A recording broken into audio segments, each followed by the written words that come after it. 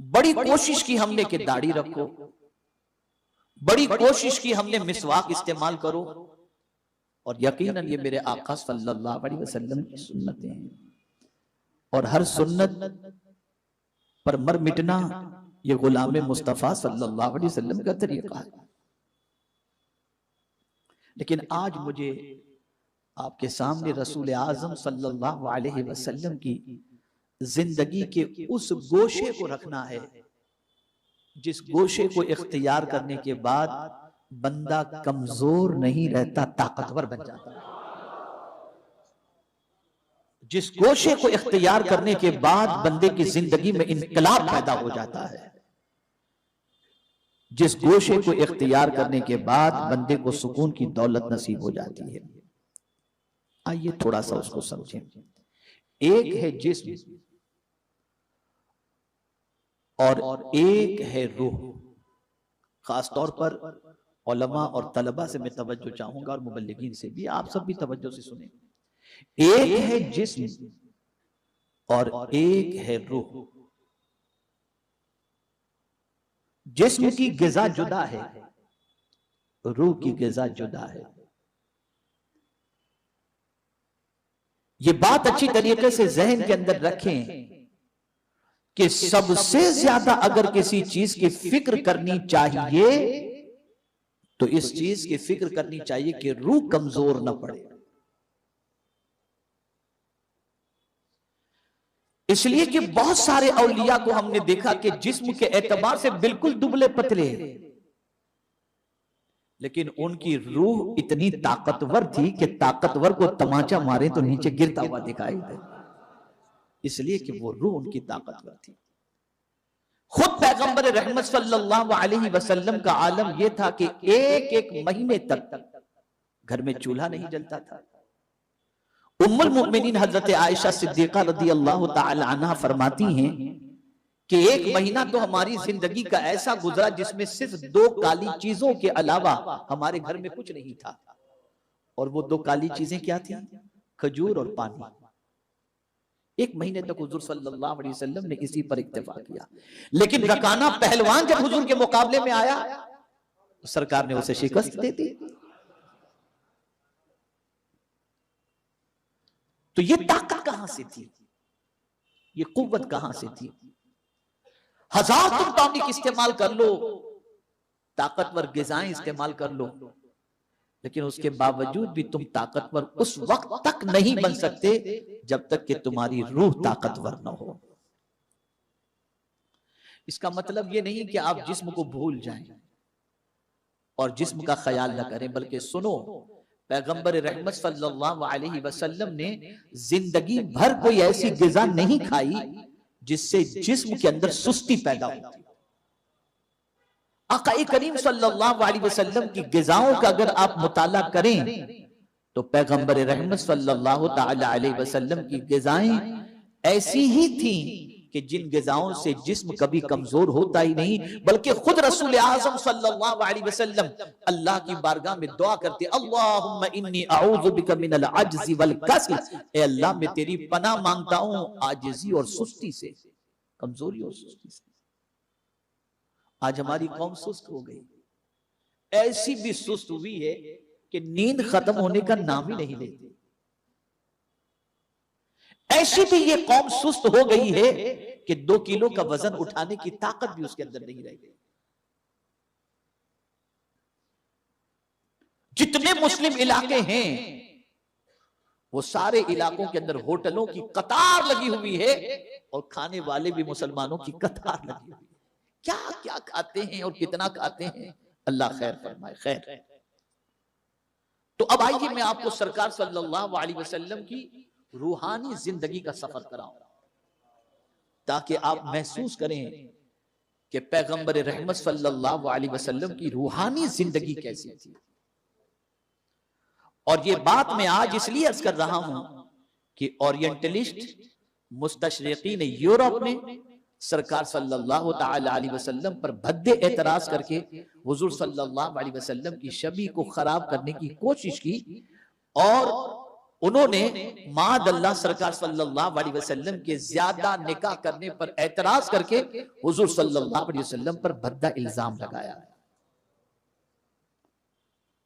अब आइए मैं आपको बताऊं, आकाए करीम सल्लल्लाहु ताला अलैहि वसल्लम से रब इरशाद फरमाता है, या अय्युहल मुज़म्मिल, ऐ झुरमुट मारने वाले।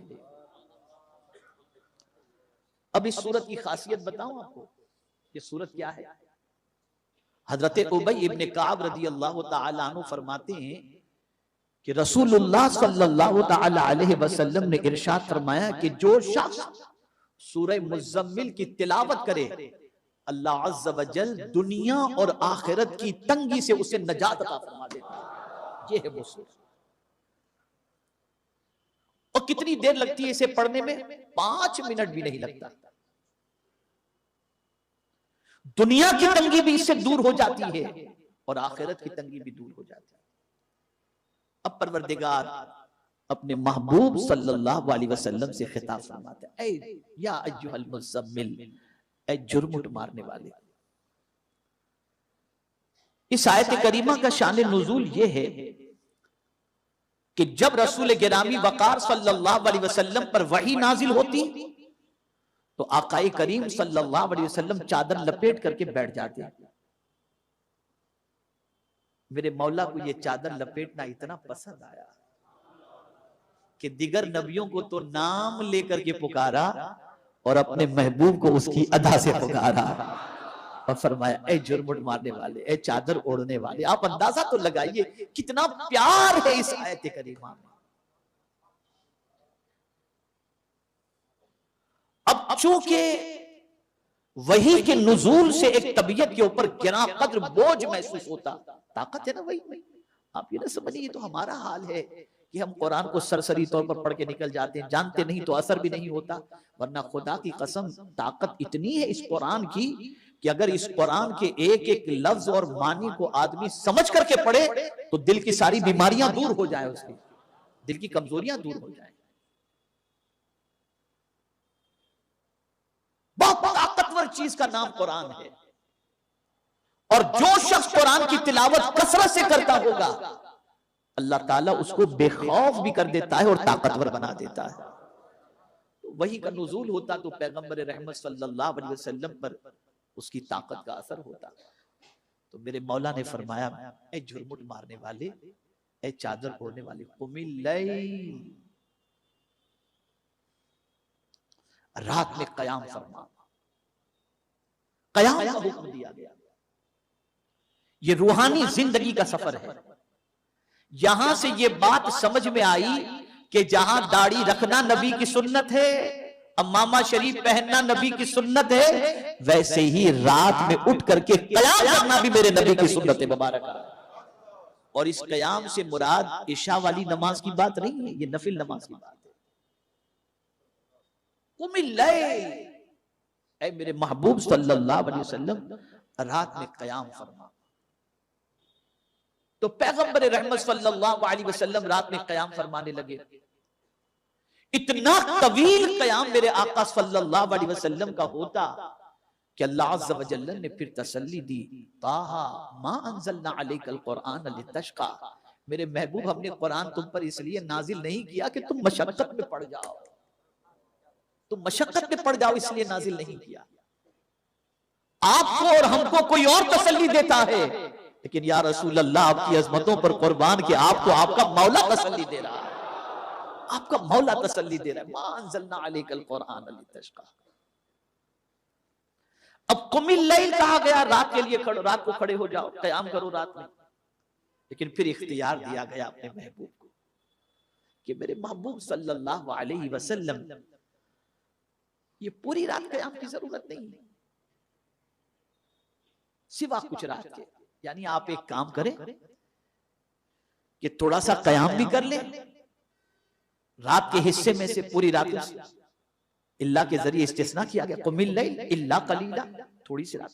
फिर उस थोड़ी सी रात को भी फिर कैद कर दिया गया, बता दिया गया कितनी रात, कितनी रात आप कयाम करें। तो कहा गया निस्फहू, आधी रात, अविद उस्मिनहु कलीला, या उससे कुछ कम करो, या इस पर कुछ बढ़ाओ, और जिद अलैहि, इस पर कुछ बढ़ाओ। अब यहां से आप समझिएगा, ये जो आज मेकअप की जरूरत पड़ती है, बहुत सारी चीजों की जरूरत पड़ती है चेहरे को निखारने के लिए, उसकी वजह सबसे बड़ी यह है कि रात का कयाम छूट गया। मेरे आका सल्लल्लाहु अलैहि वसल्लम फरमाते हैं, जो रात को तहज्जुद पढ़े, सुबह उसके चेहरे को अल्लाह मुनव्वर कर दिया करता है, रोशन कर दिया करता है। और जब ये आये करीमा नाजिल हुई तो आप जानते हैं सहाबाई किराम अलैहिमुर रिदवान भी रात को नमाज पढ़ने लगे, कयाम करने लगे। लेकिन सहाबाई किराम उम्मत से परवरदिगार जल्ल जलालहू ने इसको मंसूख कर दिया। अब रात का कयाम उम्मत के लिए फर्ज नहीं है, अब ये नफिल के अंदर होगा। लेकिन तारीख ये बताती है शायद ही कोई वली आपको ऐसा मिले जो रात की तारीकी में नमाज न अदा करता हो। सिर्फ ईशा की बात नहीं कर रहा हूं, ईशा की बात नहीं कर रहा हूं। ईशा पढ़कर सो जाना और रात के कुछ हिस्से के गुजर जाने के बाद अल्लाह की बारगाह में खड़े होकर नमाज पढ़ना, ये हर वली की जिंदगी आपको नजर आएगी, हर वली की जिंदगी। इसीलिए फरमाया गया रात को 3 हिस्से में तकसीम करो। आज तो पूरा एक हिस्सा व्हाट्सएप में गुजर जाता है। 3 हिस्से करो रात के। एक हिस्सा अल्लाह को दो, खालिक की बंदगी में गुजारो। एक हिस्सा अहलो अयाल को दो और एक हिस्सा अपने जिस्म को आराम के लिए दो। ये 3 हिस्से रात के करने चाहिए।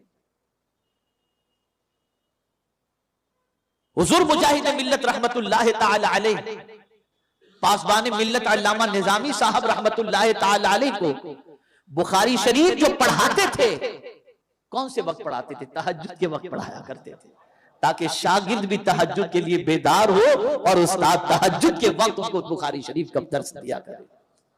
रात की इबादत अल्लाह को बहुत पसंद है। आखिर ये रात के बारे में क्यों ऐसा कहा गया? क्यों ऐसा कहा गया? तो मेरे प्यारे आका सल्लल्लाहु अलैहि वसल्लम के प्यारे दीवानों, रात के आखिरी पहर में मौला आसमानी दुनिया पर नुज़ूल इजलाल फरमाकर खुद इरशाद फरमाता है कोई मुझसे मगफिरत का तलबगार कि मैं उसकी खताओं को माफ कर दूं? अल्लाह खुद पुकारता है। बड़ा अजीम वक्त होता है वो। देखिए मैं एक चीज आपको बताऊं, उस वक्त के बारे में जो रात का आखिरी वक्त होता है ना, सुबह सादिक से पहले का जो वक्त होता है, उस वक्त की खासियत बताऊं। आदमी को रात भर नींद नहीं आएगी, लेकिन ये जब वक्त आता है ना तो झपकियां शुरू कर देता है, फिर नींद आनी शुरू हो जाती है। इसी वक्त में नींद आनी शुरू होती है। इस वक्त में बड़ी अजीम ताकत है। औलिया किराम इस वक्त में क्या करते हैं? तो कुरान कहता है वल मुस्तगफिरीन बिल असहार, कि वो सहरी के वक्त अल्लाह की बारगाह में मगफिरत की दुआ किया करते हैं। यानी उस वक्त को बड़ा कीमती समझो। वो दुआ की कबूलियत का वक्त है, वो अल्लाह को मनाने का वक्त है, वो अल्लाह को राजी करने का वक्त है, वो अल्लाह की बारगाह से खुशनुदी हासिल और नजात का परवाना हासिल कर